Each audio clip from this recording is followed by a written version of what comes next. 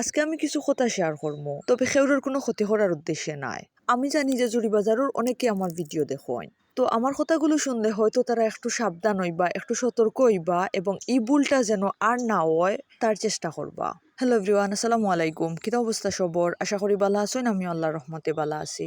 Welcome জানাইয়া সবরে আমার পেজও এবং নতুন একটা ব্লগও। আশা করি ভিডিও শেষ পর্যন্ত আমার সাথে থাকবা।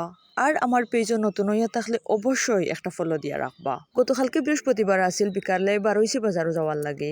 আজকে কিন্তু বাজারও আমরা খুব খাস, এক এক জায়গাত এক এক কাজ। অটোবির ফার্নিচার গুলা দেখতে আসলে খুব বেশি সুন্দর, কিন্তু খুব একটা টেকসই নাই, বেশি দিন টিকে না।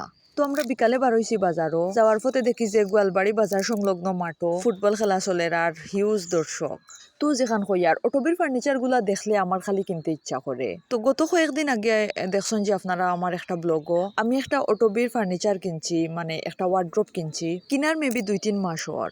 এই ওয়ার্ড্রোপটা মেনলি আমার বাচ্চাইন্তর কাপড় রাখার লাগে কিনছিলাম। তো গত 4-5 দিন আগে ওয়ার্ড্রোপর নিচে ড্রয়ারের নিচে যে বোর্ডটা দিছে, এই বোর্ডটা একটু এককুনা ছুটি আসছে। একটা মেনলি বোর্ডও নাই, লাগের যে শক্ত একটা কাগজ দিয়া রাখছে। তো টুকরাটা ভাঙ্গি হওয়ার পর থেকে আমি ওয়ার্ড্রোপও কাপড়ও রাখতে পারি না, আবার ওয়ার্ড্রোপ খুলতে লাগাইতে একটু প্রবলেম করে। তো যেহেতু আজকে আমার বাজারও খাস, আমি যে দোকান থেকে ওয়ার্ড্রোপটা কিনছি ও দোকানও গেছি। তারা আমার ওয়ার্ড্রোপটা একটু ঠিক করে দিতে পারবো নি, যদি দিতে পারে এতে আমি নেক্সট টাইম ওটা লইয়া আইমো। আর বাড়িতে আমরা নিজে থাকি মেকারি খরাত লাগছি না, যদি নষ্ট করিলাই বা ফাটি যায় ও ডরে। তো মেইনলি আমরা দোকানও গেছি, কমপ্লেন করা তো নাই, জাস্ট ওটা আমরা ঠিক করে দিতে পারবানি জানা। আমার মনে হয়েছে যে তারার যেহেতু কারখানা আছে, তারা একটা সুন্দর করে ঠিক করে দিতে পারবো।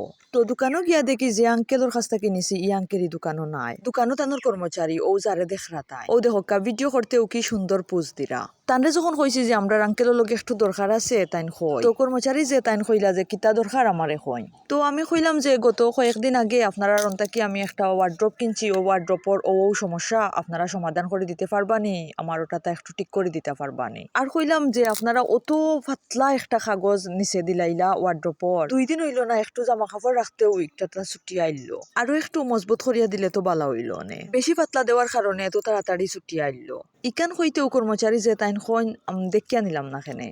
আরো কিতাগিতি জানি কইসন, এক কথায় তানোর আচরণটা আমার একদমই ভালো লাগছে না। দোকানের মালিক হলে বড় বিশ্বাস করি কর্মচারীরা কয়, পুরা দোকানের বার দিয়া তারা নিশ্চিন্তা থাকেন, কিন্তু মালিকের অনুপস্থিতিতে তারা কিতা কিতা করেন একমাত্র কাস্টমাররাও জানেন। তো কাস্টমারের লোকে যদি ভালো ব্যবহার না করা হয়, তে কাস্টমারে অবশ্যই আইয়া নেগেটিভ রিভিউ দিব এবং নেক্সট টাইম এই দোকানও আর না যাওয়ার চেষ্টা করব। তারা কর্মচারী, বেতনভুক্ত কর্মচারী, দোকানের অসম্মান হইল নি, লস হইল নি, এতে তারার কিচ্ছু যায় না। মাস শেষে তারা বেতনটা টিকু পাইলায়। তো এই ঘটনাটা শেয়ার করার একটাও মাত্র উদ্দেশ্য আমার, দোকানের মালিক যারা আছেন তারা অবশ্যই দেখিয়া শুনিয়া বুঝিয়া কর্মচারী রাখবা, নয়তো আস্তে আস্তে আপনার ব্যবসার বহুত বড় ক্ষতি হয়ে যাইব।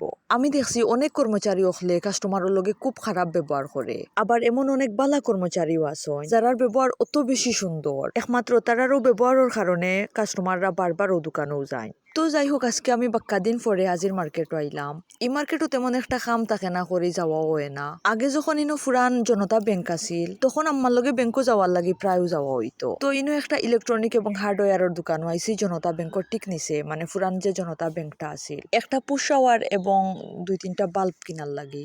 তো বাজারও আইয়া মোটামুটি একটা কাজ শেষ করলাম, আরো অনেক কাজ বাকি রয়েছে। দেখা হইব নেক্সট ভিডিওতে।